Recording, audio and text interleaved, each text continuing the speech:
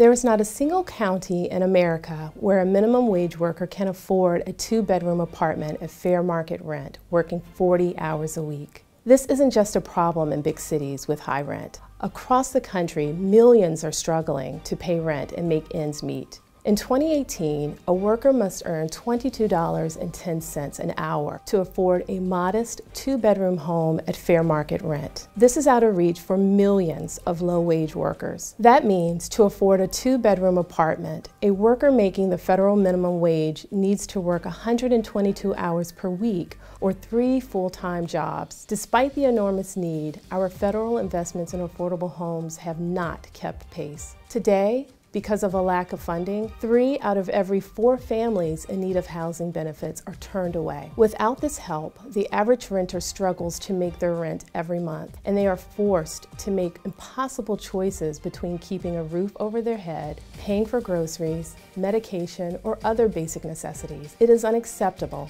that in a country as rich as ours, people face these impossible decisions every day. And yet, President Trump continues to call for cuts to housing benefits that help millions of low-income households at a time when 11 million renters are unable to afford modest rental homes. Research and evidence has shown the widespread positive impact of affordable housing. When people have access to homes they can afford, they are better able to find and maintain employment and stay in good health. A stable place to call home gives kids more opportunities to succeed in school and life. Increasing and preserving affordable homes in areas of opportunity helps people climb the economic ladder, leading to stronger communities, bolstering economic productivity, and job creation. This year, advocates and congressional champions achieved a 10% increase in federal housing investments for fiscal year 18. This was an important step forward, but these investments are at risk. These investments are not only vital for the more than 11 million extremely low-income renters, it is also important for the average renter whose hourly wage is $5.22 below what they need to afford a modest 2-bedroom apartment. Let's call on Congress to expand critical investments in affordable homes and remove threats of benefit cuts and arbitrary work requirements for those already struggling to make ends meet.